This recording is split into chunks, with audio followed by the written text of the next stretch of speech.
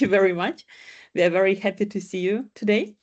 And welcome to the EFB Open Meeting European Update. Today, our moderator is Bridgman, EFB Vice President and Chairman of Green Roof Organization from UK, and also a founder of the World Green Roof Day and managing partner in Bridgman. Thank you very much, Chris, for agreeing to moderate today's meeting. Yeah, could you please continue? Thank you, Tetiana, and just to thank the EFB team for putting this together. There's a lot of really good hard work goes into putting these sort of events on, so thank you to everyone involved. And thank you everyone for coming. We appreciate everyone giving up their time to come to this EFB open meeting. As moderator, it is my role to make sure we keep to time, so please don't be offended. Either those people speaking, our guest speakers this afternoon, or if anyone is in the chat and we're in a question and answer session, then please don't be offended if I'm quite strict on timings, because that's the only way we're going to get through to finish at 7 p.m. this evening. So what I'd like you to do as we go through, please do drop your names and the country you're currently in and representing, and any information in the chat, just so that we can see it, because there's a lot of really good people that have joined us this afternoon, so thank you all again for coming. So on that note, to keep us on time, I'm first going to hand us back to Tetiana to give us some updates on the GoNaturePositive market survey and other items before we then hand over to Vera. So thank you, Tetiana. Thank you very much, Chris. Thanks a lot.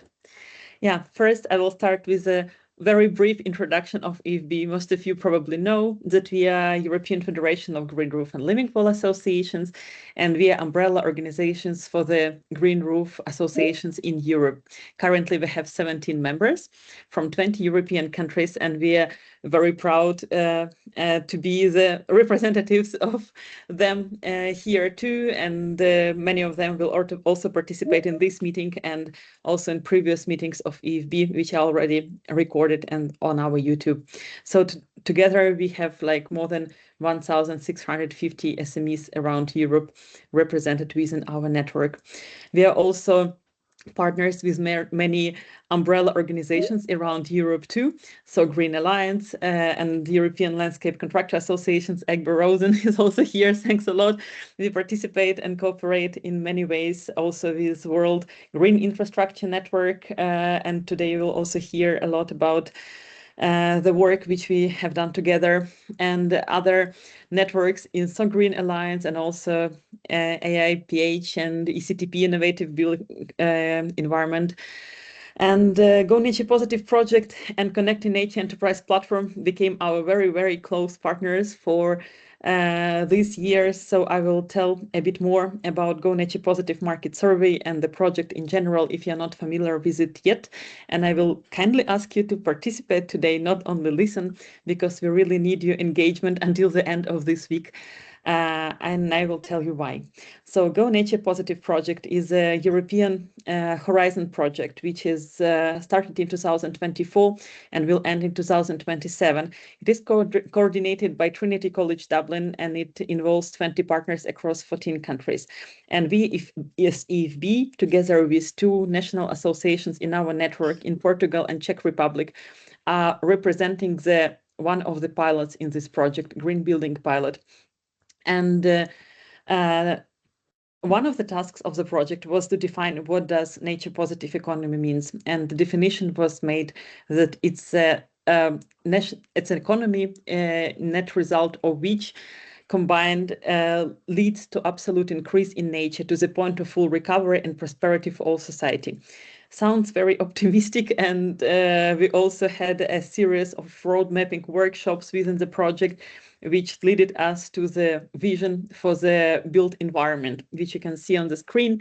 So that by 2050, cities and buildings have become living ecosystems, regenerative, circular, and inclusive, where people and nature thrive as one. The built environment restores more than it consumes, strengthening both community well-being and planetary health, which also involves and policy, technology, finance, social, environmental, all the aspects. And we, during the workshop, identified the challenges and proposed the strategic initiatives for those challenges.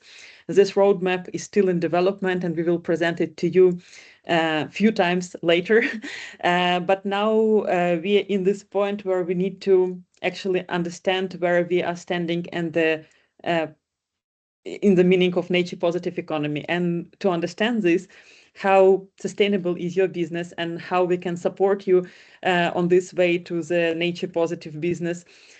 We developed a survey together with Aarhus University and Trinity College Dublin, which is available in many European languages.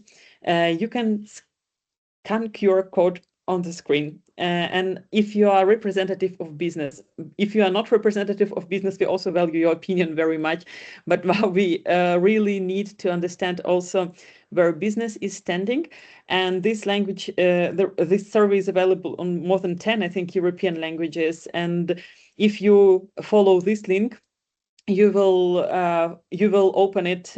It will ask you whether you are a representative of which sector, and we work in particular in the sector of construction, so this has a bit less selection of languages, but it leads you directly to the construction survey.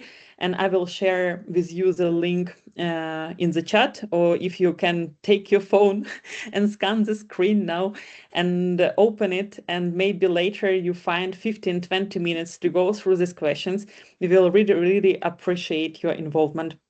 I see we have now 27 people in the room, and I don't know how many of you are in the business, but we really want you all to take part in it. And if you do it, it's voluntarily and it's anonymous, so we will not know who is doing the survey. But if you want to stay with us in touch, there will be an opportunity in the end of the survey to subscribe for the updates from GoNaturePositive project. And if you do this, you will get the direct access to the survey results and analysis when we will complete it.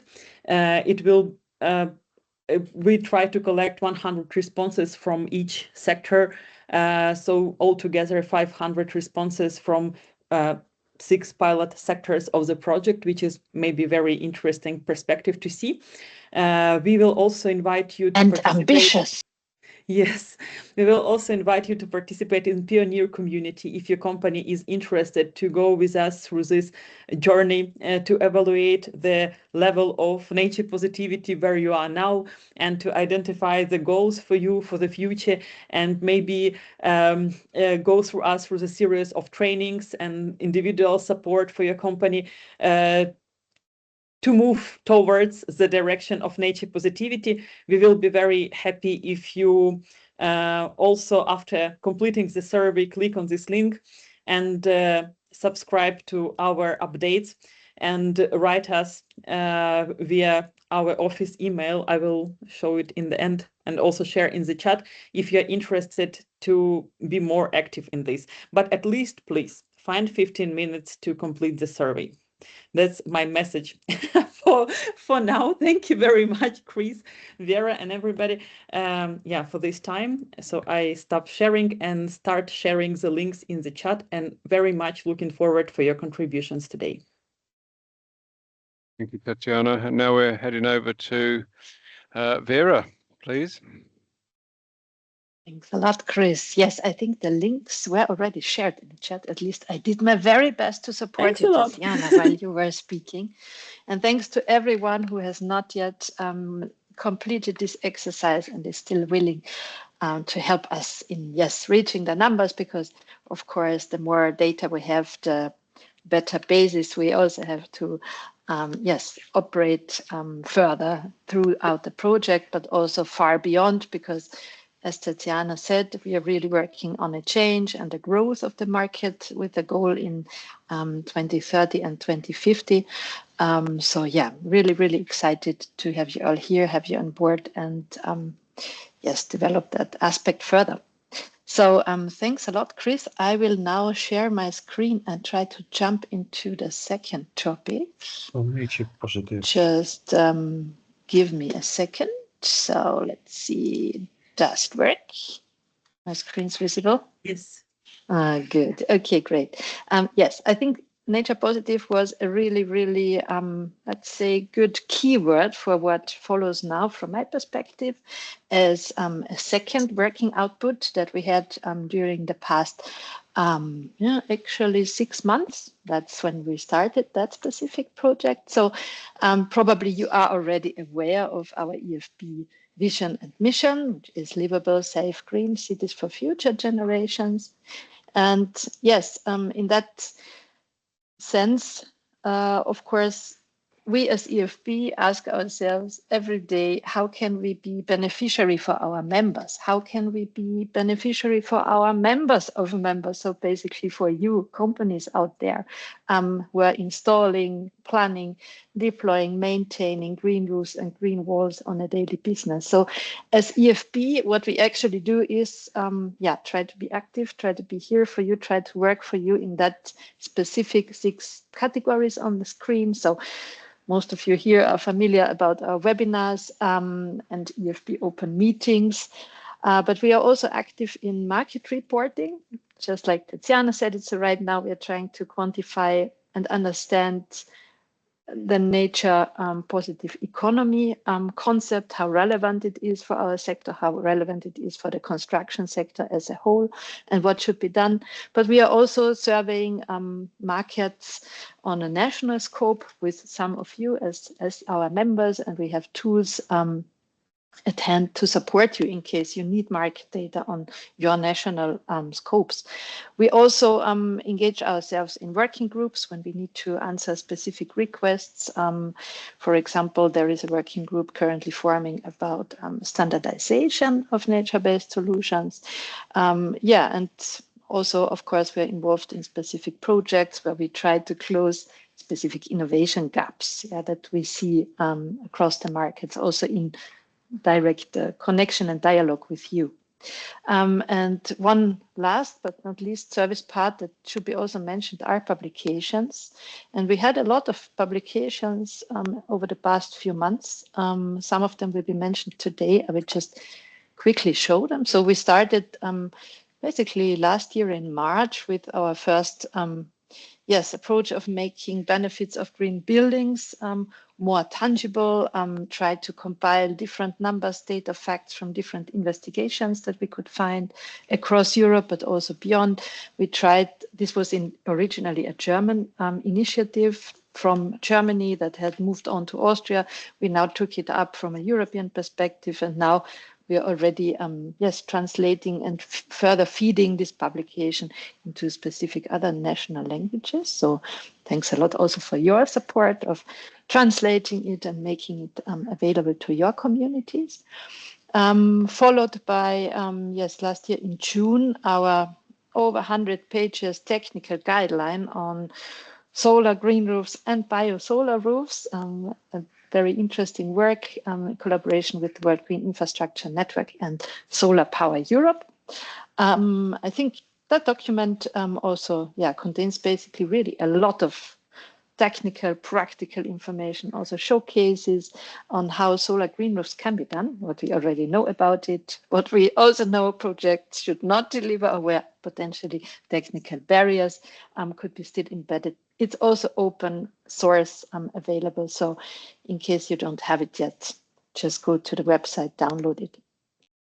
And then specifically, as we are here today at the open meeting and also our collaborations with the SoGreen network, thanks also Egbert for being here today from ELCA, and Vegin have already been mentioned. So we have this joint working group on European policies, where we will come to this publication later on today. So I will just jump over it because we will discuss national implementation of those policies. And ending with this very, very specific piece, it was released in April 2026. So yeah, not even a month ago. So we can see really, really fresh. That's why today I take the opportunity to just quickly reflect a bit how it actually happened that we were invited to write this report, what has happened since in the past 4 weeks since it was published, and also potentially how it can be useful to all of you. So it's also publicly available. It was a report done in a group of 16 experts that some of them you can see here, but of course they are listed fully in the report. It was the response to a policy request submitted by DG Environment over the EC Knowledge Center for Biodiversity in a ticketing system. And the BioAgora project took up this ticket to scout 15 independent experts from science to practice to implementation to answer the overarching questions: green roofs and green walls in light of the nature restoration regulation and biodiversity in cities. What do we know already? What can we say or conclude about it? As you're probably aware of, the nature restoration regulation consists of very specific different phases, so actually 4 phases in the upcoming years for urban implementation of this article number 8. And the question in this also over 100 pages strong publication was biodiverse green roofs, biodiversity supporting green walls. Where can we find them? Do we have projects that we can actually assess? Can we bring examples already on how that can be done, how national policy making, for example, by cities can look like that supports biodiversity on roofs and walls? Who are the experts? How can we measure biodiversity on roofs and walls? What data exists already on it? So that was basically the background of this request. So I will also now show you where you can find and access the publication. Let's see if my computer allows me to switch. Yeah, of course, it does allow me to switch. So actually it is, yes, if, for example, you search for it, there are a lot of different links now already where it can be found. For me, the most, yes, direct source would be that one. I just put it in the chat, but you can not just find it in the publication office of the European Union, but you can also find it on the EU Agenda platform. So quite easy. You can see it, 114 pages. And I just take the advantage today to show the document to you and just explain to you what's in it. So probably it contains some information that could be also useful for your work. Yeah, I already said 114 pages, so not so easy to digest in 5 minutes. But what did we do? So we came together in this group of experts, and of course, yes, there was a lot to clarify in the beginning. So of course, we tried to identify the background and the policy context. We did not just look at the nature restoration regulation, but also, yes, went on to the other different policies that we spotted, tried to highlight also interlinkages between them, also in relation to energy and water. There is a chapter, of course, on green roofs and walls, typical typologies and technical features, if the reader is not aware of that.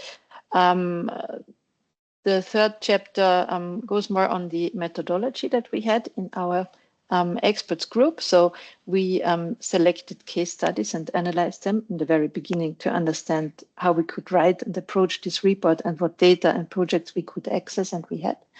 All the case studies, there were over 40 of them, are already also listed in the annex, and they are also accessible, at least mostly of them. Yeah, and that's actually then what we did. So we took a look at these case studies. We tried to find out who implemented them, what their benefit was, how they measured actually biodiversity aspects. And then, of course, we found a lot of sources. We found a lot of existing policies that had been targeting already biodiversity and roofs and walls. And of course, then, yeah, you start digging and it gets more and more dense. So chapter number 5 was about in general the benefits of roofs and walls. So a lot of different studies also, yes, not included in the previous publication that was already mentioned. So a lot of new facts here. I would say the core chapters for people who are now really interested about implementation is chapter 6, which is about the technical elements supporting biodiversity, how in biodiversity enhancement on roofs and walls in general works, what, for example, the habitat template approach or animal aided design approach are, and how they can be used. There are also nature positive design recommendations already by ECLA that we also looked at. And of course, water sensitive urban design parameters. Chapter number 7 then focuses on policy and governance. So how can that be realized? So what kind of cities did we take a look at? So we, for example, had a look at the case of London, Vienna. We also looked at Basel. We looked at projects in the Netherlands inspired by the Green Deal. Yes, and also across the different cross-cutting factors that can support, for example, like biotope area or green space, green area factors or planning tools of the different sectors.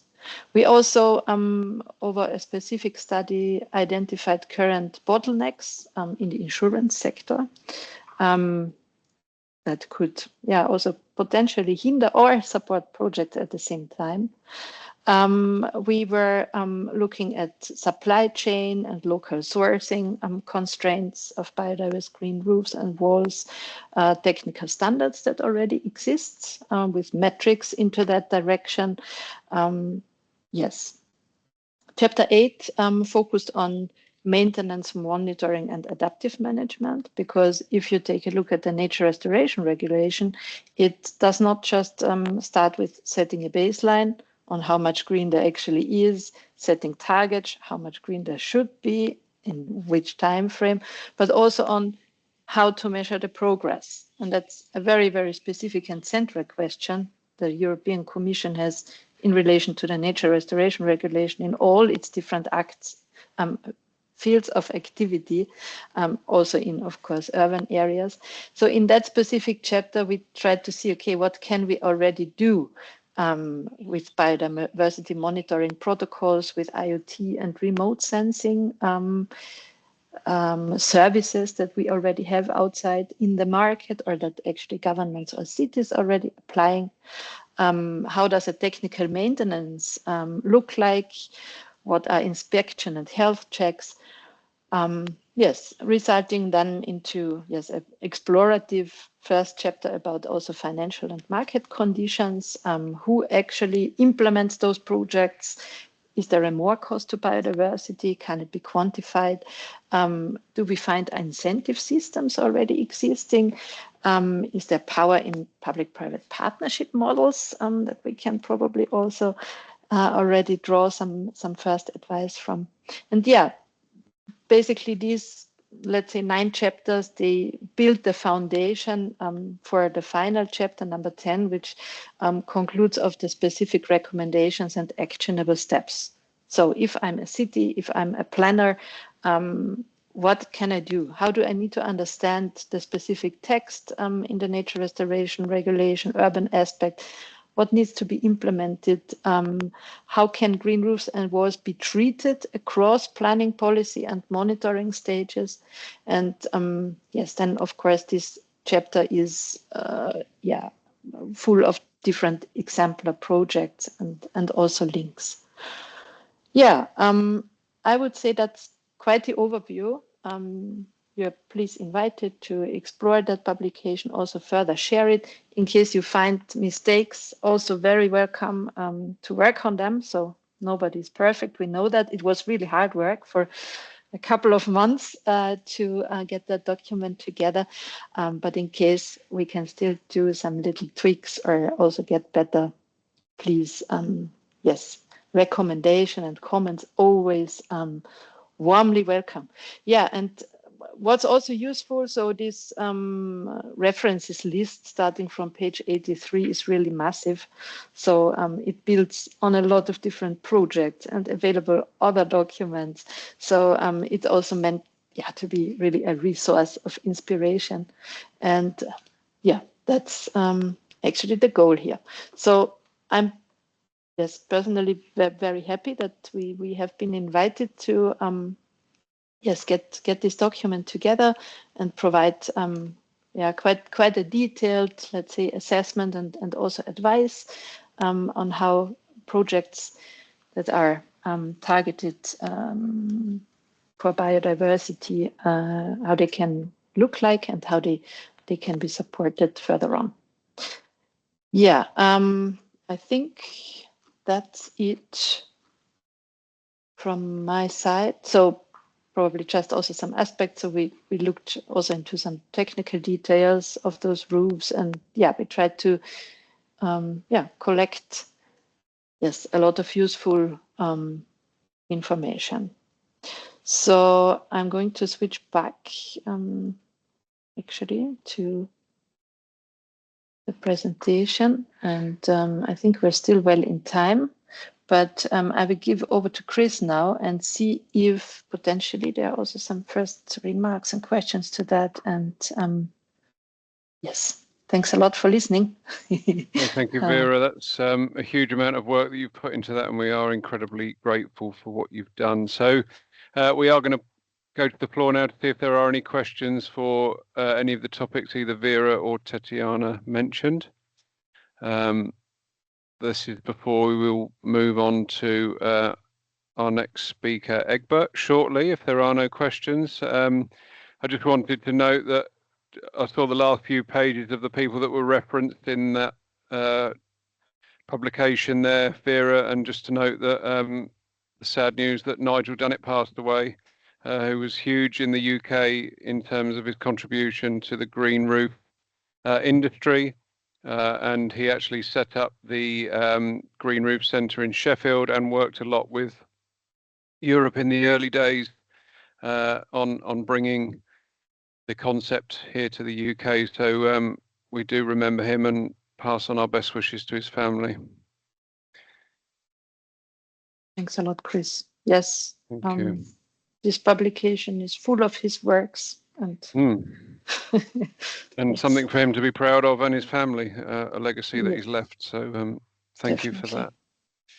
I can't see any hands being raised or any immediate questions. So if everyone's happy, then we will move on to our next speaker, which is Egbert, and he's going to talk to us about engaging with EU policy, practical lobbying approaches and opportunities. So thank you, Egbert, and over to you. Thank you, Chris. Yeah, thank you very much for the opportunity to be here today in the online meeting and to present something about my work in Brussels. First, Vera, compliments for this publication, because I really feel that this is a helpful document also in the work that we do in the expert group on the nature restoration regulation.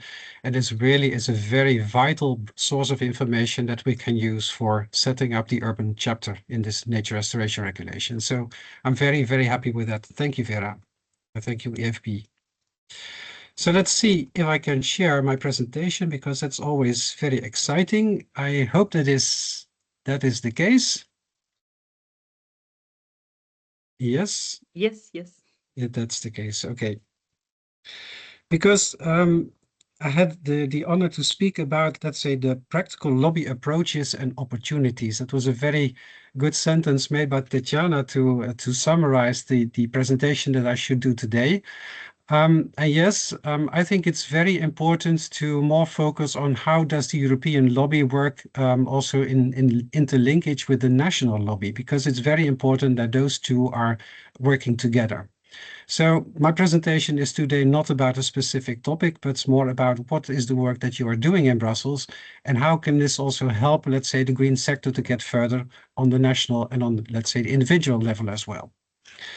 When I was chairman of the European Committee of MKB Nederland, and MKB Nederland is the National Association for Small and Medium-Sized Companies, I always had to motivate sectors to come along to go to Brussels and to speak about the opportunities that they see there.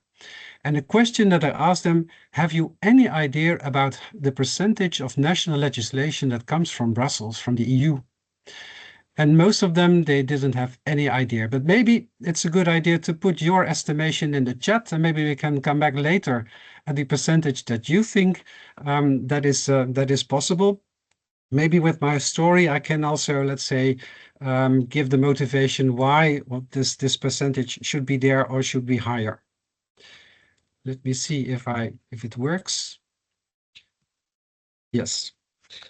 But first, I must make the expectations clear, because if I speak with people, they usually say to me, Egbert, Brussels is so far away. It is so abstract. What can we do with that? Yes, that's true, because in Brussels, we are not talking about the market of today. Yes, the market of today is a reference for what we do, but the market of today is already there. Our member entrepreneurs are working there, and we cannot interfere in their, let's say, healthy competition in the market. They have their advantage that they can promote, and they get the assignments that they can get in this healthy competition. So it's not about the market of today. Is it then about the market of tomorrow? No, not either, because the market of tomorrow is the work of our national associations. They arrange something that companies cannot do on individual level. You can do your collective promotion. You can work on collective working conditions, on collective vocational training, on collective promotion. These are the things that make your market stronger, and that is why you do that together. But in Brussels, it's about the market of the day after tomorrow. Yes, the topics are, let's say, in a very wide perspective, long-term perspective, and they are very abstract, sometimes also discussed in a more intellectual way. So we must find, let's say, a way to make it in the end practical. But yes, what we are doing is not, let's say, affecting the market of today immediately. And to show you some example in how that works, I get back to my own history in the green sector. I'm working now for about 25 years in the green sector. I started in 2009 as director of the Dutch Association of Landscape Gardeners. And as you know, in 2009, the financial crisis started. And immediately we got a challenge because we saw that our sector was going down the drain immediately. And I was wondering, why is that? Because you do not plant a tree for 1 year or for 3 years for a political term or because the economy is going well. You plant a tree for longer term because then it delivers its ecosystem services. So greenery is not a decoration. Greenery is a nature-based solution. It is something that adds to the quality of our life. It's for better climate, for biodiversity, for public health. But that was the process that we needed to start to reprofile what we were doing. And I got help from the European Commission because in 2011 they came up with a new strategy on nature-based solutions in renaturing the cities. It was the idea that we should find out how we can use nature and solutions based on nature to make our society more resilient. By using these solutions because they might be cost efficient, they are multifunctional, so there is a lot of open things that we could do with nature if we can do further research and innovation on that. So the Commission thought if we can have a program under Horizon 2020, we have the opportunity to find that out. And so they launched an expert group for the definition on what are nature-based solutions. And I got very lucky that they asked me, can you come on behalf of the landscape garden sector and sit at the table to discuss this? I was one of the 11 people. The other ones, they were all, let's say, directors of scientific institutions, professors. They are really looking forward in how can we use, let's say, this topic, this budget also to work further on this topic. It was for me very exciting. I didn't know how such an expert group worked, but I immediately was aware about the fact that this was also a lobby platform. I saw that the participants are also looking at, can we have the Horizon 2020 program as an opportunity for programs that we develop? And for example, there was somebody who said, genetic modification, that is a nature-based solution. And when they said as expert group, no, we think that's not because it's created by humankind. We are really looking for nature-based solutions. And then already I said, we must look, for example, at green roofs and green facades because they are a nature-based solution that can really, really work for better climate, biodiversity and public health. So this was my first, let's say, chance. And I was so, let's say, happy with it.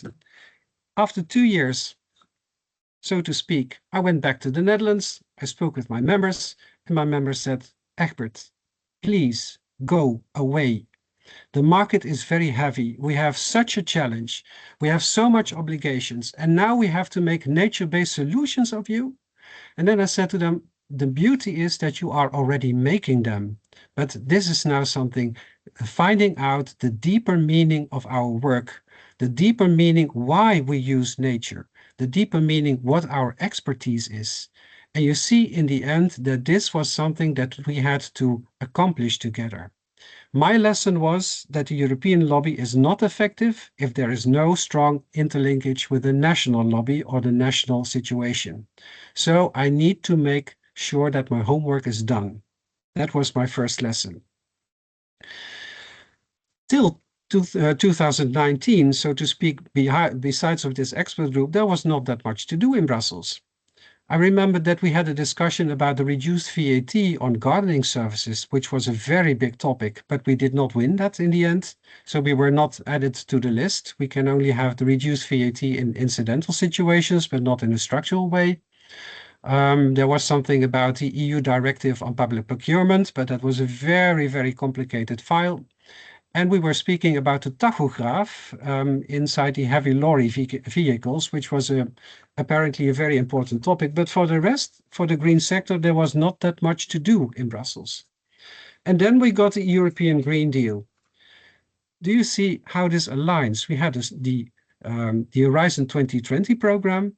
We had the possibility for research and innovation.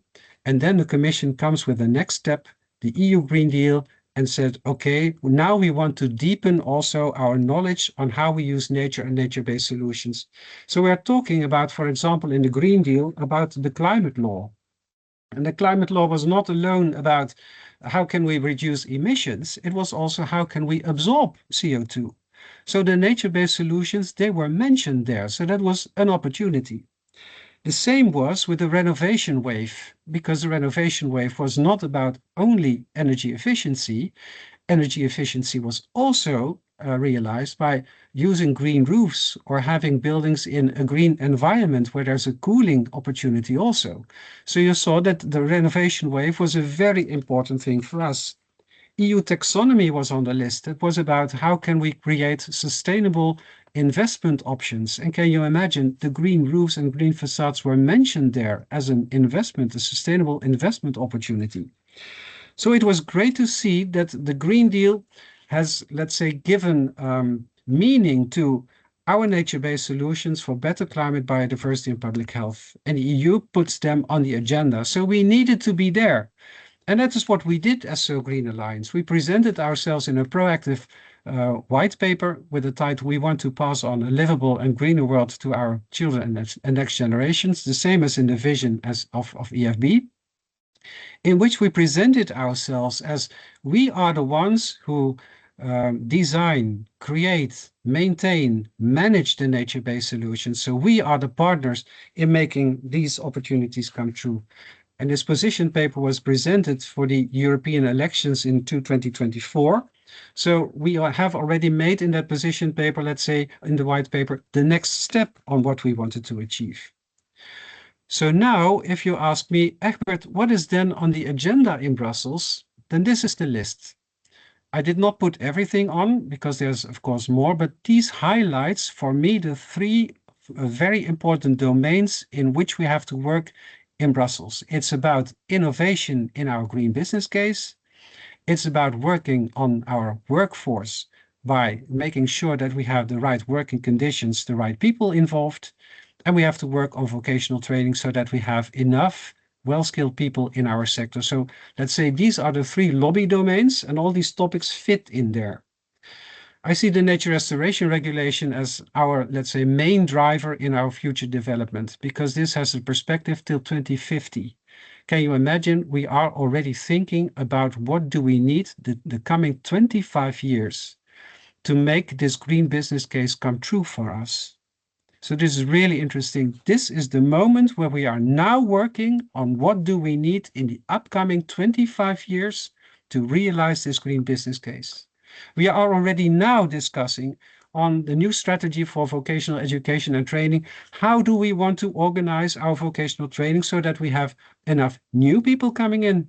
How can we reskill people who have a second career? Or how can we upskill our people who are already working in our sector? So this is a very, very important topic as well.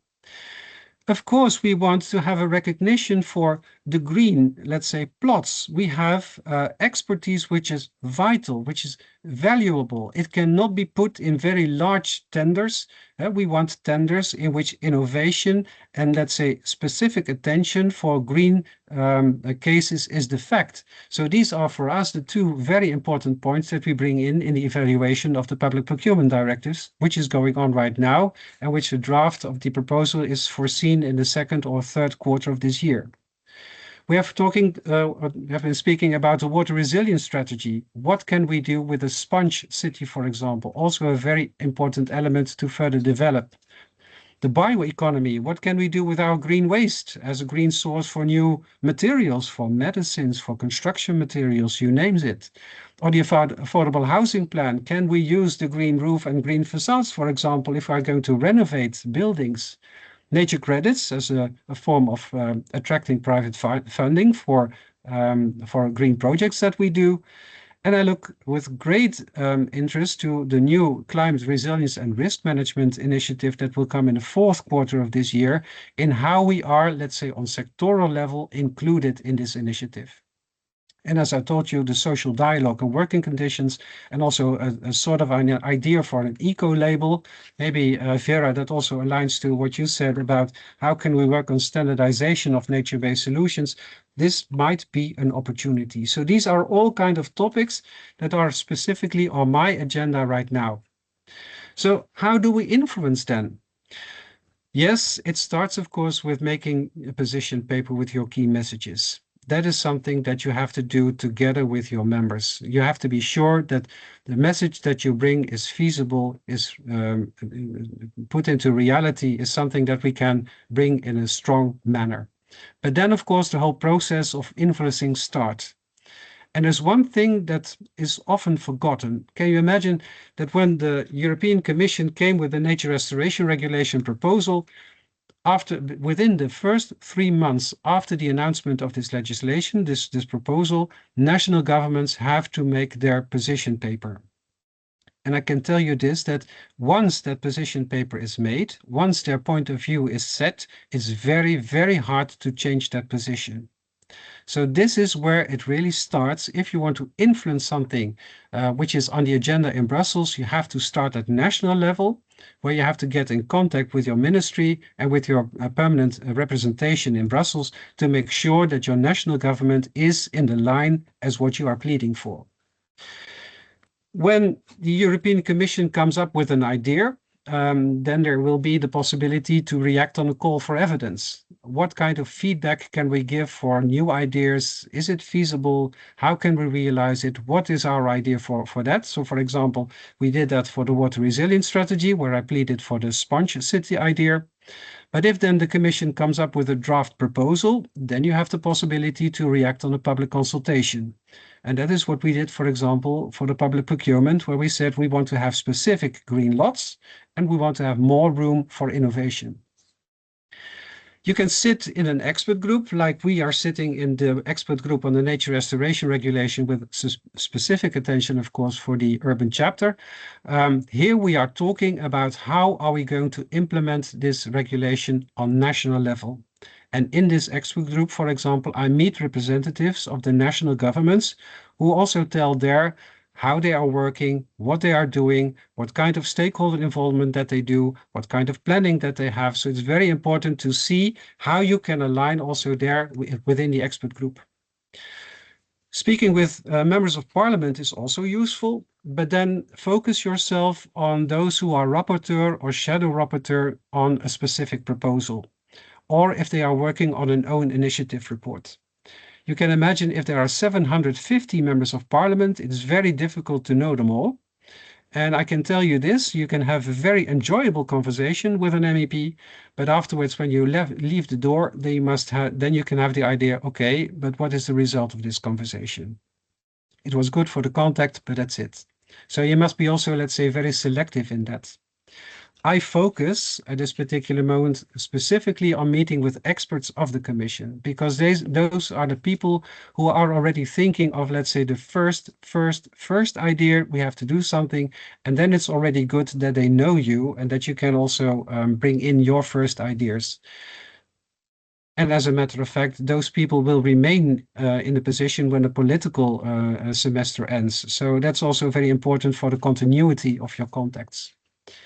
You can, of course, send letters, like I did to Commissioner Roswell recently, in which I expressed my concern on the environment omnibus in relation to the nature restoration regulation. The omnibus is about simplification of regulation. Some think, oh, but this is also a possibility to deregulate. Can you imagine if the nature restoration regulation is part of the discussion for simplification or deregulation, then some stakeholders are already pushing forward to limit the nature restoration regulation to Natura 2000 areas, and then it means that the whole urban business case will be deleted. So this is something that we really have to be very cautious about. I'm very happy that I received last week a letter on behalf of the Commissioner in which it was confirmed that the Commission will not include the nature restoration regulation into the environment omnibus. So I was really very happy with this letter. The last point I want to mention is a roundtable. We had a roundtable organized by the cabinet of Minzatu. She's responsible for vocational training, and I had the opportunity to have an entrepreneur sitting at the table to explain what we as a green sector need on vocational training in a perspective that we have with the nature restoration regulation. And I must say, I was so happy that he was sitting there, because the other participants at the roundtable that were multinationals like ASML, Google, Heineken, these large multinational companies.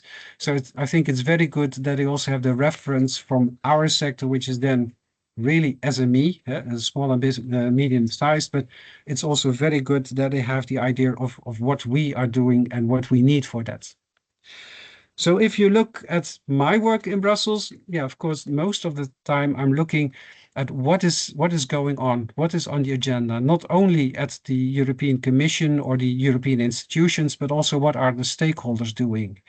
Can we align together in making a strong message, or are they just trying to oppose things which are relevant for us?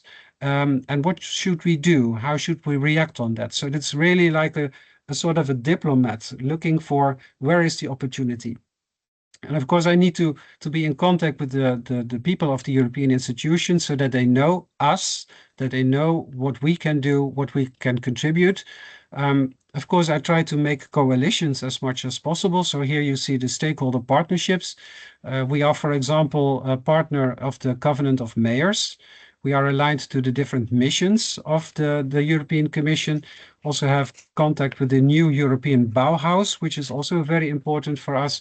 So I need to maintain the contact also with these initiatives so that we are seen, so that also, let's say, the green component is in their initiatives. I write the position papers. And what is also very important is that if our national members have the wish to meet people at European institutions, or they are trying to organize activities there, of course, then I'm a sort of a liaison to organize that. I help them also with their national lobby.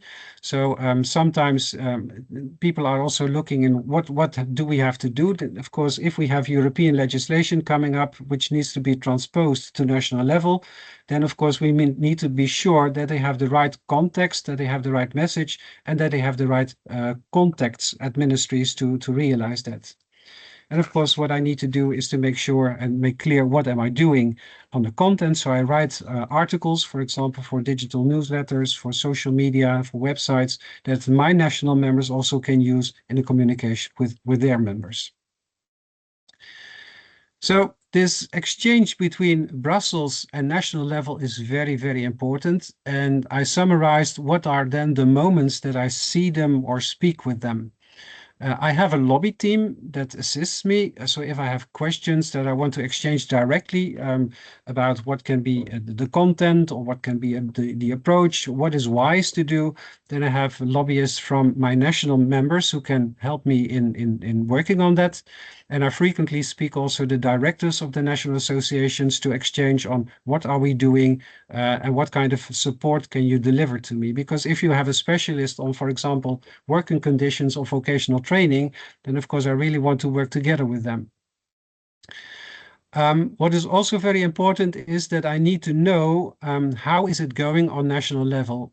Do you have problems? Are there things not going well? Are you involved in, for example, working groups on nature restoration regulation on national level? Things that I can learn from you on the national level and that I can take along in the work that I do in Brussels. To my members, I say, please consider me as part of your team. I am part of your activities. What I do is I am your front office in Brussels to make sure that is dealt with the European affairs that are so important to you. So then I come back to my question. What do you think? How much of the national legislation comes from the European level? And there it is about between 60 and 80%. I cannot see the chat, but maybe Chris can later on say something about that. If you ask me, 80% is maybe still a little bit modest because we see the development that we want to realize a single market. And of course, that we do not ask national governments to gold plate European legislation. So it's the idea, it comes from Brussels, you can copy it so that we have everywhere the same level playing field. So I feel that the impact of the EU is far more larger than the 80% there is, because it's also about the facilitation and all kind of support that you can get from the European Commission. So I think this is really then also the reason why you should be there. It's important because the EU gives a perspective on innovation of our green business case, because it's focused on the longer term perspective. And it's also facilitated by dedicated support, like, for example, project subsidies in LIFE, Erasmus, all kind of projects in which also EFB is very active. So like the GoNaturePositive is a very, very good example of how it is facilitated. This offers us a real good opportunity. And with our lobby in Brussels is we want to show our presence. And I can tell you that I frequently got very surprised reactions. Hey, landscape gardening, the green sector, are you present here in Brussels? Yes, we are full-time present here in Brussels. So that means that we are also bringing in what is important to us and that we want to show our leadership in how we want to translate EU actions to our sector to make these EU actions a success. We want to play a role in there in a proactive way. We see it as an opportunity. So that is why it's so important that what we do in Brussels is interlinked with the national level. And also my lesson is, if we are not represented in Brussels, we are not taken into account. I realize myself that if we are, for example, not taken into account in such a European initiative, it will be very, very, very hard to repair that on the national level. So what we do in Brussels gives a certain frame to what you can do at the national level. So it's very important to have that. And we have this strong coalition. We have the SoGreen Alliance, the 8 European associations of urban green professionals working together, from the production to the design, to the creation, to the maintenance, to the management. We have them all at the table. So we have a real good coalition to work together on that. And that is why still also my call is let's create this clear green voice together, because we have the moment now in Brussels. Thank you very much for your attention. Egbert, you are a very busy man and you're doing a huge amount of incredible work. And thank you for that insight into what you've been doing. And just to say, you're absolutely right. It feels, as the UK, we're no longer in the EU. It feels we are missing out on a lot, and actually we are much stronger together. And we hope one day to be back with you guys and have your support, because that voice together, the shared experiences and learning is huge for when we lobby our government. So I'm just going to go to Vera, who raised her hand for a question or to say yes, something. Hopefully I'm the first in a long line. No. At first, explicit thanks from the EFB on behalf of my colleagues, of course, not just myself, to your work, Egbert. It's extremely important, and I really value our exchange so much. It's a very good opportunity for learning, for understanding the opportunities, interpreting them, getting them also on national level, which we will do in the next hour here. Yes, and I also wanted to ensure you of our, let's say, nearly unlimited support. So in case we can deliver something that you need for your statements, I know we've been doing this already for the past 2 years now, but feel reassured we are there. We put our capacities and our brains into it, so we can help you with your work effectively. And of course, we also hope for, bright future to look into when we're talking about the green on facades and roofs, of course. Yeah. I really appreciate our cooperation, and it's really my pleasure to work together. I think that we can align, we can reinforce, and it's really a great challenge and a great opportunity to do this together. So, yes. Thanks a lot. I really hope that you can stay for the next hour, because what we are going to discuss is also quite important, because our observation is that policy, especially when it comes to a national level, can also create conflicts. We have a conflict case already that we are going to discuss over the next hour, where we ourselves, of course, try to keep together and give advice and understand how that can happen. So very explicitly, it is about the EPBD and the EED, so the energy efficiency and performance of buildings directives that are set into force on national scope before actually, for example, water and green space and nature follows. So that's an issue, because we have a competition in space on rooftops, especially, and on facades. This is a development that we already know from times when there was no EU policy about it, because it started early also in Switzerland already 10, 15 years ago. So we know how painful that can be, especially if then suddenly some policies appear where green roofs have to be removed because photovoltaics need the space suddenly. So also seeing that potential conflicts that can come when policy comes to a national level, gets reinterpreted in a national context, and how we can support here with information and also develop counter strategies, just like you also mentioned, before it even happens. That's our interest, and of course also the interest of our members. So yes, so we would be really happy to have you also here and have you active and your brains on in what follows into the next session. But now I don't want to snatch away in case some colleagues have potential other questions, remarks, ideas to you. We have a full house. Go over to the floor. Does anyone else would like to step in and ask any questions or remarks or ideas based on what Egbert has talked about this afternoon? I just wanted to say thank you for representation of all our associations within SoGreen Alliance. It's a great help for all of us, so that you always understand what is relevant now, what's important. You bring our attention to the important documents and matters. We really, really value and appreciate this and your involvement in our meetings. And thanks a lot, Egbert. Thank you. My pleasure. Yep. Thank you again, Egbert. And now we're going to hand back to Vera, who's going to talk about the European policy update guidelines for implementation of European legislation continued. Yes, while I'm trying to get my presentation on the screen, which will hopefully happen in a few seconds, probably a little spoiler. also Egbert, to you and everybody here in the room.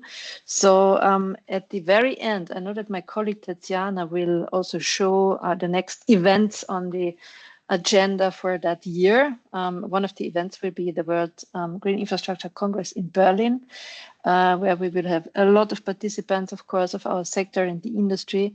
And we are going there as EFB also with a mission to connect and reconnect businesses, small to big scale industry, a bit better and unite us as an industry or business representatives a bit better to understand our chances, our responses, and also our possible opportunities for European policymaking. So feel really warmly invited to join us there. We will do that in 2 sessions, one in the evening and one in the morning during the conference. And let's see who we can connect with there, and how we can reach a bit of a more in-depth alignment also within the different players in our value chain and our industry. I think that's really important because it's very easy probably for us as EFB to follow what's going on, but still sometimes I have the understanding that it would be probably there is a better format of quick exchange of opportunities directly to our businesses that we could support, and that's the target. So just voicing that. And I hope that you will also attend, of course, Egbert. And I know that our colleagues from the World Green Infrastructure Network, a lobby group in Brussels, will, of course, also attend. Egbert will attend Vienna in a few weeks, right, already? So I hope we will meet. Great. Yes, sorry, obviously a wrong date on the corner on the right side. Apologies.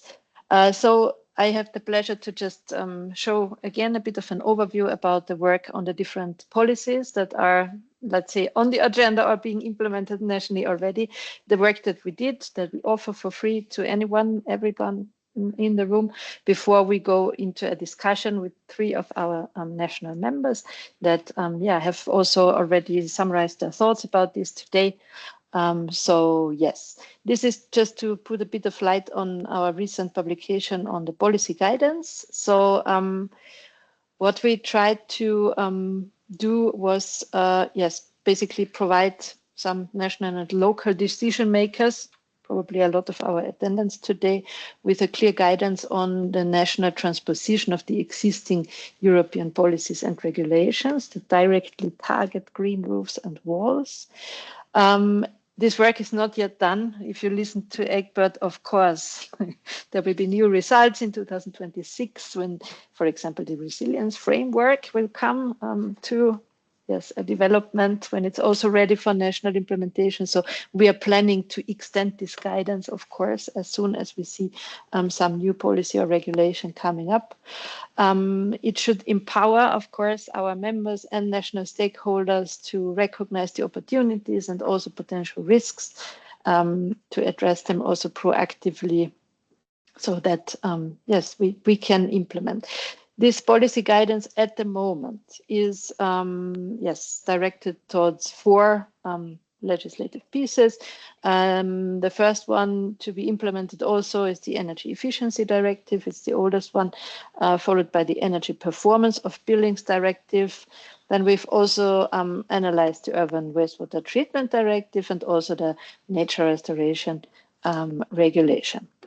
What we did here was we shared the work, as you could see, also with the World Green Infrastructure Network Chapter Europe. So we tried to answer the question, what does the EU legislation say in detail? What's applicable for green roofs and green walls? What needs to be implemented? And why do our technologies matter? And it currently has 43 pages. As I said, expansion is planned. It also contains an element that I'm not sure if I show it in the beginning or at the end, which is called the policy implementation calendar, that shows in a time frame to, I think, 2040, what parts of those 4 legislative pieces will have what implication in practice. Of course, there's also a part of the used scientific resources and other resources. So these documents are public. Also, of course, the presentation that I'm sharing today, very easy to get in case you want to get it. So I will not go into the very detail here. Just, yes, summarizing. So the EPBD is meant to accelerate energy efficiency and solar deployment in the EU's building stock, public to private.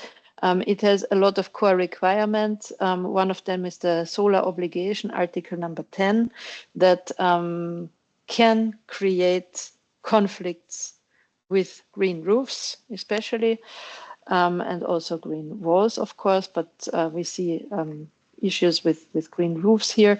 Then there are also other parts that, yes, generate opportunities for us, which is, for example, the energy performance improvement. So that's about, of course, the residential, for example, primary energy use. It's about the national building renovation plans. So not just new build, of course, but also focused on the national building renovation plans. And there are certain, of course, drafts and final versions of that. And in our case, yeah, what is the focus? So we must pay attention that we integrate green roofs and walls into solar planning. We need to include green roofs and walls in national building renovation plans as a mandatory, hopefully, as a support for energy performance, comfort, and district level resilience. Yes, and of course, we need to focus on providing standards for that, setting potentially incentives and workforce training to ensure a high quality implementation, because as we also know, there can be some hiccups. So just combining green roofs and solar without any, let's say, prior, yes, quality targets and knowledge can backfire. So big chance on the one hand about the EPBD, but also potential, yes, fallbacks or barriers. The second one addressed is the Energy Efficiency Directive. It is a core piece that means to strengthen the annual energy savings and reduce energy use, especially in the public sector. The core requirements are also here. So it's about the decrease of energy consumption, of certain percent, and annual saving rates. The savings must be material and additional, which also means that it must be measured. So there are, yes, proven energy savings that must be measured when it comes to, yes, cooling and insulation effects, of course. So what performance can be monitored here? Yes, and there is, of course, also the water energy nexus when we are then coming to the next regulation, which is discussed here. Focus for us here, it is important to include nature-based solutions, green roofs and walls into the energy efficiency obligation schemes. Incentives and training, because not all energy, for example, related institutions, consultants out there are aware of green roofs and walls as an energy efficiency measure. And yeah, also need to ensure that we fit into monitoring obligations, smart meters, databases, and so on. Comes the third piece, the Urban Wastewater Treatment Directive. It is directed to reduce overflows and improve urban water resilience and integrate nature-based water management. There are certain core requirements for different sizes of urban agglomerations. You can see it here. They have different targets, but the first identification deadline of those agglomerations and measures is set on the 22nd of June 2028 currently. The core requirements include a mandatory priority to use green and blue infrastructure to deliver urban wastewater treatment. So, of course, this policy is very much already oriented towards our sector as well. In our case, yeah, the implementation focus is more about what hydraulic and hydrologic principles to apply when calculating, providing standards for sizing and modeling. Yes, and also, of course, enable financing capacity building and monitoring. Yeah, last legislative part for now that we've been taking a look at was discussed already today, the nature restoration regulation. Yes, here the core requirement, so it's about restoring degraded ecosystems and also increasing urban green spaces across the EU. This already mentioned Article 8 that concerns the urban spaces. Here, there is no net loss of urban green space and tree canopy by 2030 already defined, and an increasing trend from 2031 onwards is the target. The issue is that what a satisfactory level is needs to be defined nationally, can and will be also defined even locally or on city scale, of course.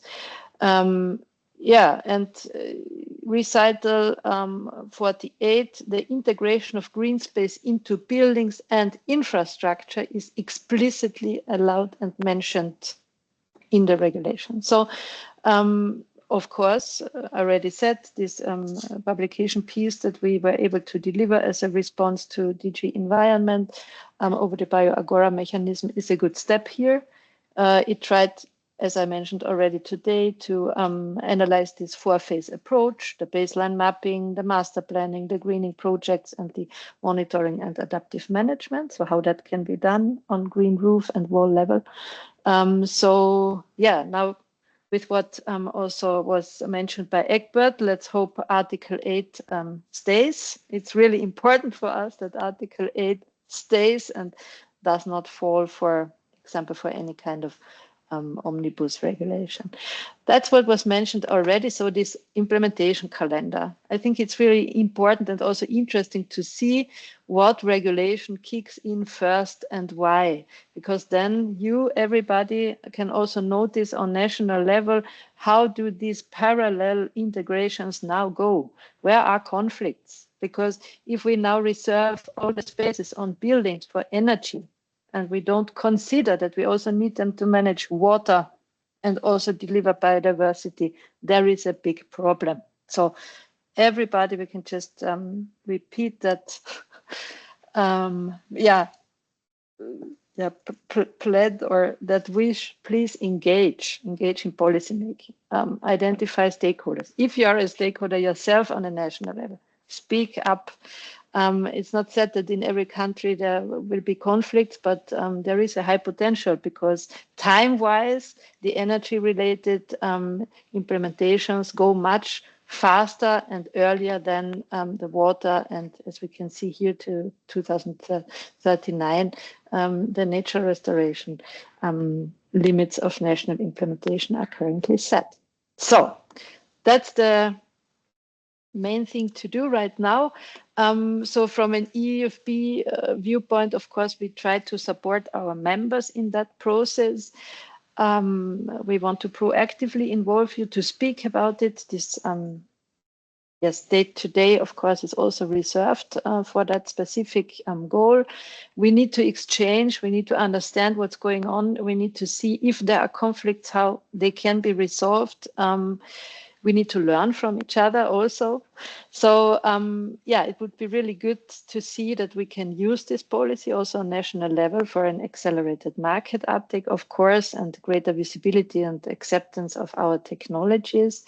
It's also, of course, a great opportunity to form strong alliances within, of course, national level, but also amongst us. But it also means that the national implementation should follow a coordinated action plan, because then these chances can be used on, let's say, a positive way. So our action plan is now quite clear. So we made this guidance accessible. We will extend it, of course. We prioritize, of course, our support to our members and vegan members with an immediate interest. So if you need some targeted briefings, bilateral exchanges, early support with policy implementation, please come to us, get in contact, let's talk about it. It is possible to translate and republish what I just presented, and also the whole document, into different national languages. So there is support for that. If you're willing to join workshop rounds that we're going to offer over the next months, yes, please also stay aware. Download the guidances, get in contact, because what we want to do, and what we, I think, also can do from an EFB viewpoint, is to collect and share best practice, but also bad practice examples of this implementation process to, let's say, help each other out, to see what also corrective measures and counteractive measures we can take. Yes, thanks a lot. That was my introduction. And yes, over to you, Chris, again. Vera, you do such an incredible amount of work, and your energy is endless. So thank you. Thank you for everything you do. Don't say that. But yeah, absolutely. There's always ways to get involved with the EFB, and please do feel if there's a conversation to be had in other ways.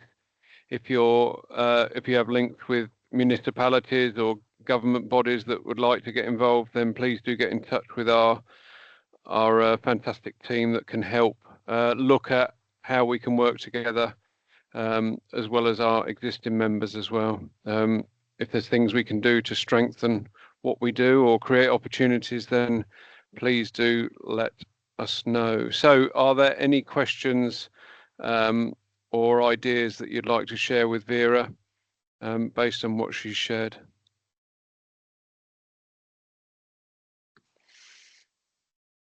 Which is fine. Thank you again, Vera. We did good work then. Aha, Tanya is already we here. do have a hand up. Tanya, please take the floor. First of all, I want to apologize again for being late, but my hard disk decided that he wanted to die today. You're on time for your part. No, I've got the old one, and I've got the new one. You wouldn't believe this one has got more memory than that one. That's okay. I just wanted to say thank you to Vera, and perhaps to reveal where her energy comes from. You know, all the ladies who ride bikes, motorbikes, they have endless energy. So my admiration goes for the lady bikers. As far as the serious matters are concerned, I was, in the past few months, once a month, I went and joined some congress or a conference or a forum, or you name it. I met people from the government.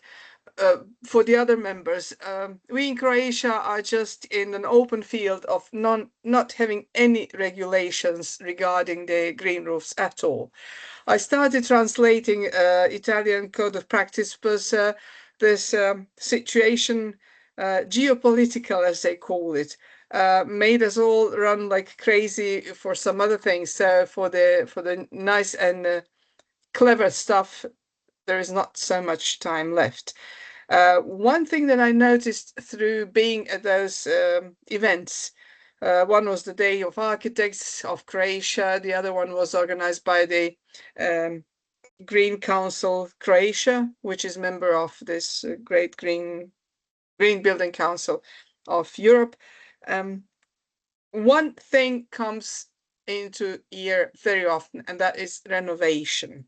So we are heading towards the era where we will not build something new, but maybe rebuild or renovate or whatever. Where do the green roofs come then in that region or in that field? I just today had a comment from the GEA, which is our regional agency that promotes green solutions, not only green roofs as being green, but green in general, photovoltaics as well. The project of renovation of a green roof of the library in Karlovac, which is some 50-60 kilometers far from the capital city of Zagreb. Building rather new. The green roof is to be refurbished, but they want to implement photovoltaics on it, only on a part of the roof. And that's not the problem, Vera. The photovoltaics will not take square meters of green roofs and vice versa. The problem is that in this crazy era of prices being to the moon and back, and back and forth, you can't guarantee anything. Like, you ask for the offer for the materials, they say, yeah, it's valid for 2 days. So what I wanted to state is we will be facing problems which we could not even think of, let's say only a few months back. There was the whole organization to renovate this roof on the library. Projects were done and prices were given. Now, 6 months later, they are having problem because they gathered some amount of money, which is not sufficient.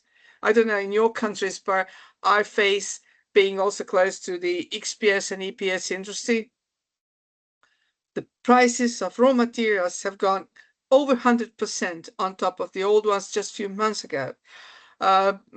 Plastic, whatever kind. But if we go to the green roof business, the substrates are normally made locally because it makes no sense to transport it long way. But we use the materials which are from distant factories, so the transportation costs, the availability of the materials. So we are actually here aiming towards something really, really nice. But the reality is actually, well, I don't have a word in English how to describe it. If I say breaking legs, this will mean something else. Break your leg means be happy or be lucky. But this is actually breaking our legs on an everyday business. Uncertain prices, uncertain delivery terms, things like that. I don't know whether this is in your countries, but I presume it's very much the same all around. Yeah, so an initial just reaction on what Tanya just said. Unfortunately, you missed Egbert's presentation today because he also said what we do policy for here, and what time frames.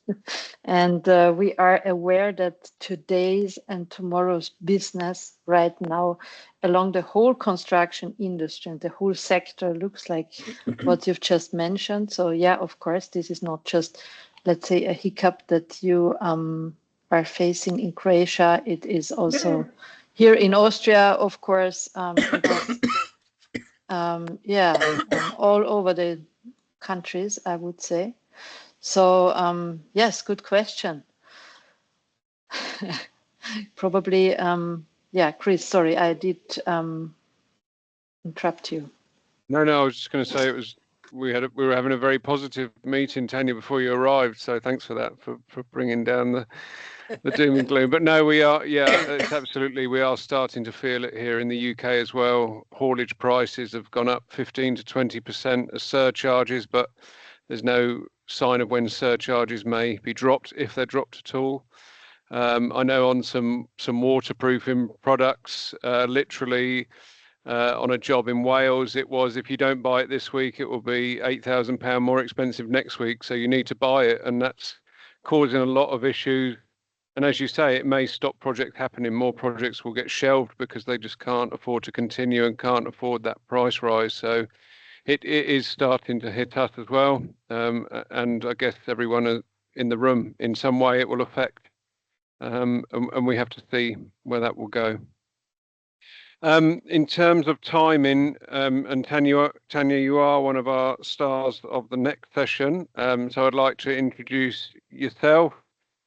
We have Sophie and we also have Simon that will form a panel discussion, and it's a discussion on national level implementation of European legislation of urban green infrastructure and nature-based solutions, which is NBS, on buildings. So over to the three of you, if you'd like to start. Who would like to start? I will continue with the negative stories as Tanya, in a way. I'm Sophie Rossier-Rouvière, and I'm the General Delegate of ADIVET, which is a French association. And following the great presentation made by Vera regarding the transposition of the various directives or legislations coming from Europe, it's true that in France it's quite tough. Of course, we are facing, as you, a crisis regarding raw materials and transport and so on and so forth, and it's really, really tough on the ground. That's very true. But beyond that, we are facing as well a very restrictive way of adapting the EPDB in France. That is to say that our parliament up today, because we are just in the middle of the process. In France, we have two chambers in our parliament, the Senate and the National Assembly. And at this moment, a project of law has been treated just by the Senate, and it will be looked by the National Assembly, but we don't know yet when. Maybe it will be just before summer, just after summer. There is a kind of traffic jam in National Assembly, so we are just waiting for the date. But what is sure that the project of this law is very restrictive because it's just focused on EPDB. They didn't take into account the other legislations, and namely the wastewater management or the nature restoration regulation, and they're just focused on renewable energy, that is to say, more or less solar energy production. Even if in France, up to now, and let's say today, because this project is not yet voted as a whole, the project is being back, or it's something which is worst, or yes, it's not very in favor, or not at all in favor of greening. That is to say that in the past, or today, in France, we have a double legislation, Climate and Resilience Act, and an act regarding renewable energy, but greenery was linked with it, and saying that there are obligation of having either renewable energy or systems or vegetalization on rooftops for a very large kind of buildings, let's say almost all of them except residential buildings, and with a minimum of 30% and 40% and 50% of the surface of the rooftop, and it was for new buildings, but by 2028, all buildings concerned has to be either with renewable energy systems or vegetalization. We try to explain then that it would be great to combine with biosolar roofs, but let's say that if the purpose is the same, it's okay. But with this project of law,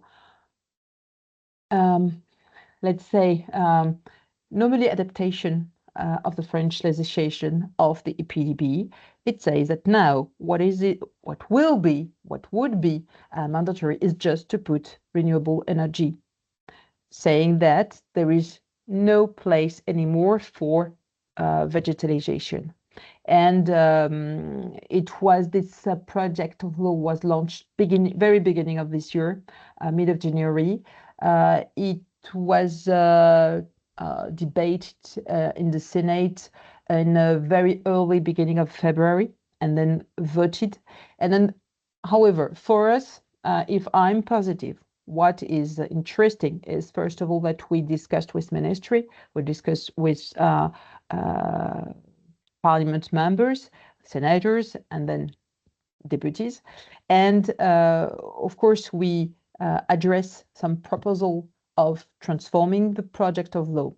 And in a way, we succeed 4 times. That is to say that 4 political groups took over our proposal for transforming the law, but these 4 proposals were rejected. However, it was really interesting for us to know what could be the arguments we can work on. And of course, fortunately, the document Vera presented can help us in the second phase, which is the National Assembly, which is the most important, because at the end of the day, the decision of the National Assembly will be the real decision. The Senate can vote something, but then if the National Assembly votes something else, the right is on the National Assembly. So at this moment, we are working on through two proposal articles in some newspapers, explaining the situation, explaining that we are not at all against renewable energies, but that it is a real pity and something which is not understandable and something which is not a right application of the EPDB and the other European legislations. We are working through these proposal articles, and of course we'd like to issue them just before the date of the National Assembly lecture of the law. We are building a kind of network, a kind of collective, it's not an association, it's something very informal, but with friends with us that are really saying that what is important is multifunctional solutions and not to be just focused on something which is renewable energy, because we are facing an energy crisis, because in France there is as well political issues regarding where the energy is coming from, because we have a quite important nuclear activity. And for instance, the ecologists didn't support us at the Senate phase because they'd like to have more renewable energy against nuclear solutions. That's something else, but that's something to be taken into account in the context, in the overall context. So I can't say that today I'm optimistic or pessimistic. It's totally impossible. It's totally unpredictable to know what will be the position of the National Assembly. But then let's say that the good news is that this work, this project of articles, public articles, and then the work that we'd like to do with the National Assemblies, so the deputies, it's very important because we are creating a network, and especially with landscape companies, which is very important for us to work together and in hand regarding this adaptation and just to change the mentality. And then I think that again, even if the document Vera presented was issued a bit after the debate in the Senate. However, it's still very interesting for us and very useful for us to develop our arguments in favor of our position. That's Sophie, the thank French you. I know you've been experiencing a lot more issues than most of us in the last year, and you've been lobbying hard to try and overcome these. So well done to you, and know that you have our support behind you. Simon, is it okay if we go over to you next, please? Yes. Hello, good evening, everybody. I'm not as well as informed in government terms as Sophie is for France, for Belgium, but I can say that the things I read is that Belgium aligns with the European guidelines they want to build, so they want to follow that. And we also have, of course, the economical crisis on materials in Belgium that Tanya just mentioned. It's already going on here for a few months. But we also have to be positive. And in Belgium, we can say that for the time being, green roofs are very, very much promoted here in various ways. But of course, we need to make a difference concerning the regions, because we have maybe a small country, but difficult government. And saying that we have Flanders, we have the French-speaking part, and then we have Brussels. So the current situation is that local authorities determine whether they subsidy are granted for installing green roofs or not. So we had the Flemish subsidy that was given, but that's gone. So now it's every local municipality decides for itself. There are certain cities that play a very big role in Belgium, cities as Ghent and Antwerp, promoting green roofs in a very good way, even making difference between, for example, biodiverse green roofs or blue green roofs. They get more promotion, or they get more funding if you make a better green roof with for example, more substrates or blue initiatives.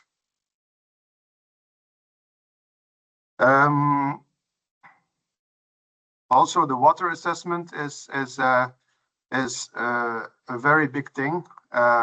Green roofs are mandatory, or we have a water assessment that is mandatory for new construction projects, requiring a building permit. So certain cities make green roofs mandatory for new construction projects to align with the water assessment program. Brussels is already a few years promoting green roofs in a very big way. In fact, that if every flat roof larger than 100 square meters must have a green roof, and there are specific regulations about this. So it's mandatory that every flat roof of more than 20 square meters must be or become a usable roof, green roof, blue roof, or solar roof. In Wallonie, in the French-speaking part, it's completely different. They don't have specific regulations for green roofs, but they mainly see green roofs as a broader part of a climate plan. So it's not specifically focused on green roofs. It's in a bigger plan that they apply funding for green roofs.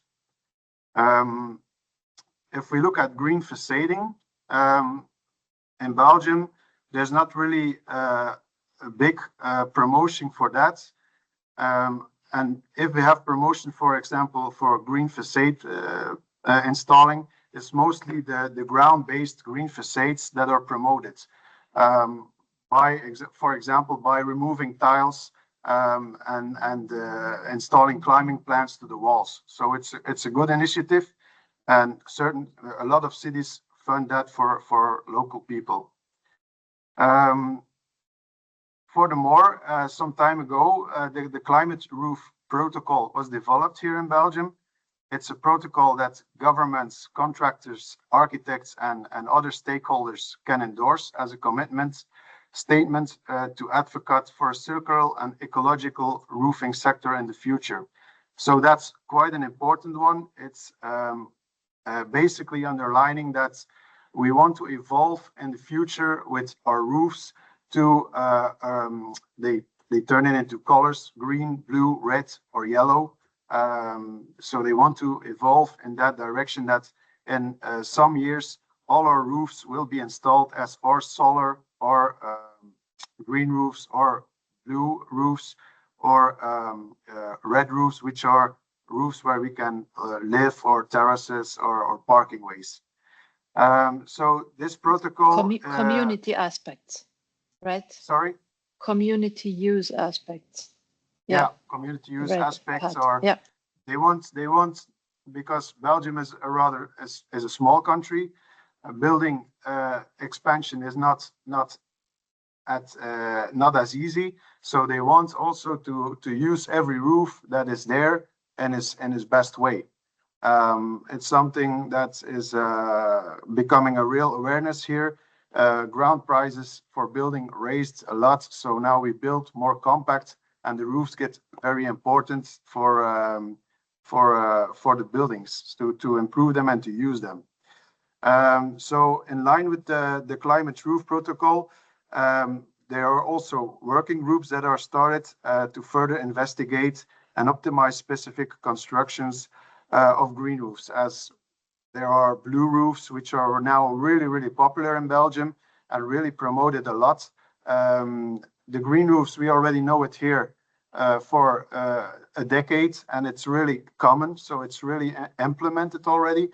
So the last trends, you can say, in Belgium are already going to the blue roofs. The Climate Roof Initiative is also supported by Buildwise, which write the guidelines for the entire construction sector in Belgium. It's within Buildwise also that work is currently underway, rebuilding to the new technical guidelines for installing and designing green roofs. It's a project we've been working on already for 2 years, which incorporates current developments. So it's a very important guideline for the future. So we also already implemented the new evolutions that are there. The blue roofs, for example, are already implemented because these guidelines are going to last for at least some years.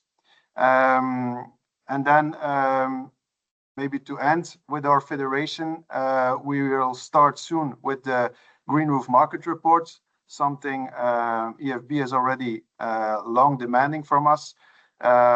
We now found the funding to do that, to realize it, with different various stakeholders. We want to implement really the whole market. It's also in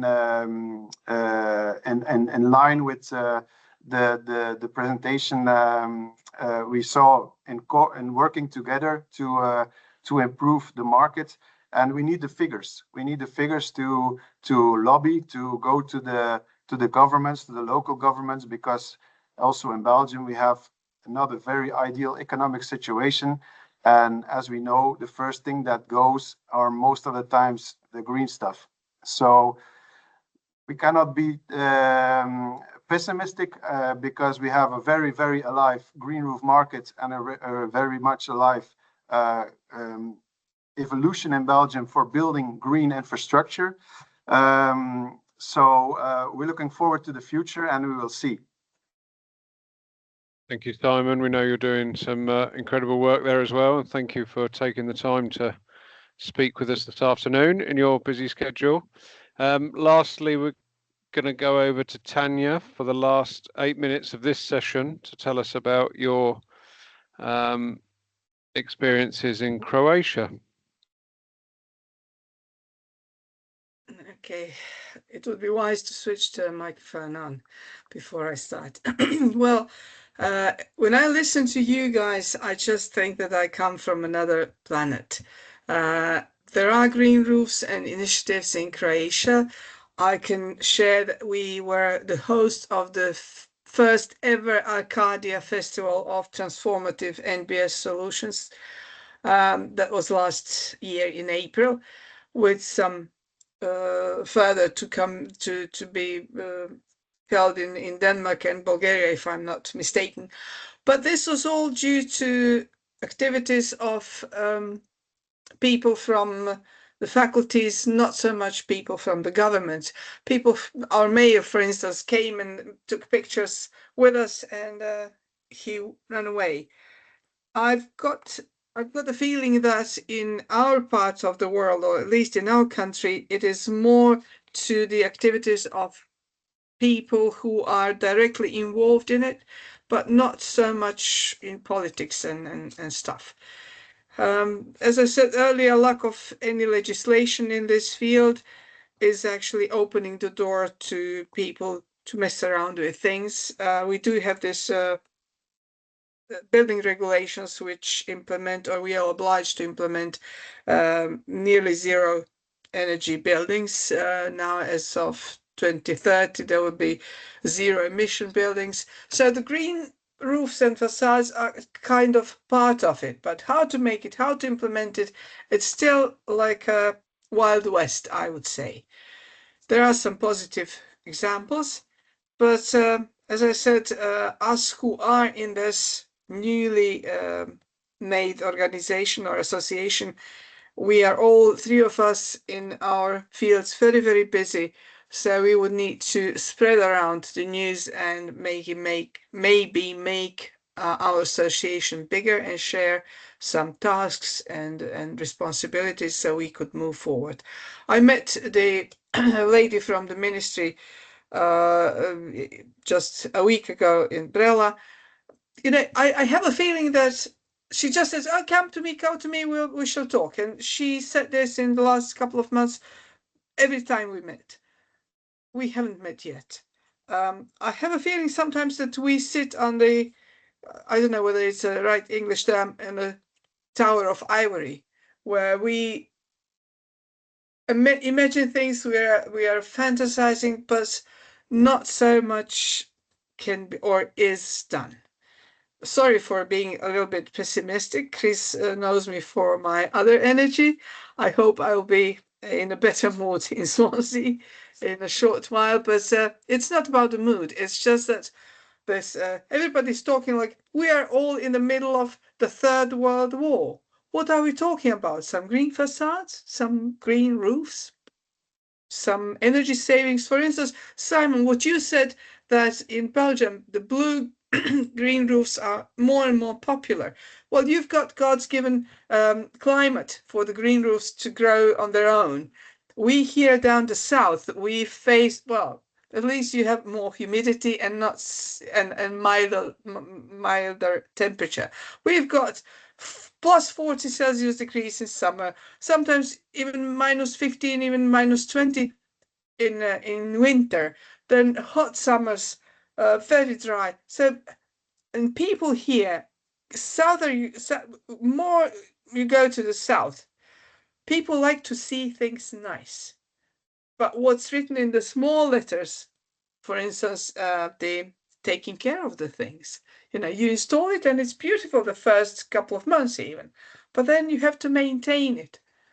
This word does not exist in someone's vocabulary, and it actually leads to the negative impact of what we are actually aiming to get, more and more green roofs, because people are not so ready to do the maintenance. But nowadays, with such climate conditions, maintenance is the key. For instance, for 20 years ago, if you'd ask me, oh, extensive roof, do we need to make irrigation? God forbid. Nowadays, I can tell you how I implement green roofs in such conditions. I say, okay, irrigation when needed. So you better put it in and turn it on when you need it. It costs less. Then you put intensive substrate instead of extensive substrate because it holds more water on the extensive roofs.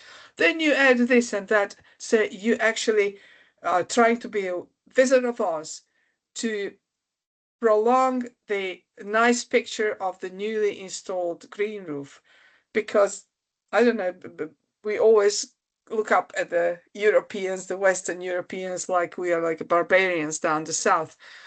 But yeah, I think the word maintenance is the key of our success. That's it.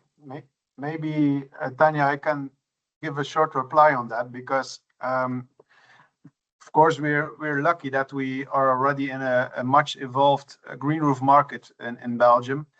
And the problem you mentioned as the maintenance problem, we had it too in Belgium, but it is years ago, because then green roofs were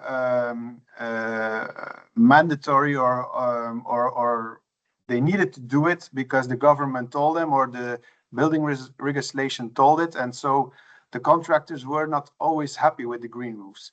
So it was a little bit of, you know, they pushed it to them. But now our market is evolved and we are in a much more mature building market right now, where we have the awareness that we need to use the roofs or we can use the roofs to improve the building and to maybe even raise the price we get for a building if we sell it. And then the owners or the builders, they realize that, and they want to take care of their green because they really want the green on the building. So I think your market is probably going to evolve in that direction also. But I know the problem you're in, and we are in a much more moderated climate. But here also we have longer periods of drought. We now had like 1 month no rain. So even if you have a moderated climate, even for our plants here in our region, 1 month no rain is dramatically bad. So we also work with irrigation. We also try to search for solutions. So yeah, thank you for comforting me. We are hoping that this is just a process we have to go through, like a birth. You know, it hurts, but you forget about it. As soon as it's over, you forget about it. So there's labor pain, as they say in England. I think this will pass too. So And sometimes I we agree. remain optimistic.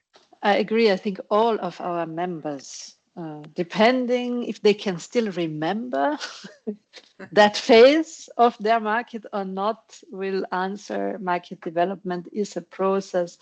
It's hard. It hurts. Yeah, but the point is also, Tanya, I think, and we are really, really glad that you joined EFB, because yes, Croatia is just a great place, and also, of course, a lot of potentials and possibilities on buildings. So if we can support you in any way, for example, with ideas for standards, with yes, ideas for market development. I know that you're already participating very actively, looking into what has happened in other countries as well, that can, yeah, probably serve as an inspiration and help. Yes, anytime open to discuss. But we feel for your current situation, it must be even harder. Listen, I just heard the other day at the EFB meeting that you will join us in September for the joint meeting of Grünstadt Grau and the EFB organization or association of EFB producers. Are you coming to join us or somebody else from the organization?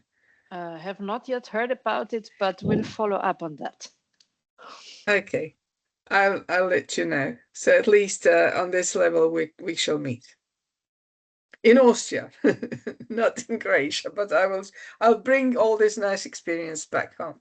Things are not so black in Croatia. I will meet you first. Yeah. Yes, I will be in Croatia in July. June, July. Okay. Are you coming with a family or on a business trip? Both aspects. The future is green, Tanya. The future is green, and stick together, and we can help you along. So thank you to Sophie, Tanya, and Simon for their insights into their experiences. I'm now going to hand over to Tetiana to inform us about some upcoming EFB activities, including World Green Roof Day on the 6th of June. Thank you very much, Chris. Thank you very much to all the panelists. I will post now to the chat. So it's also here, the links, and then I will share my screen.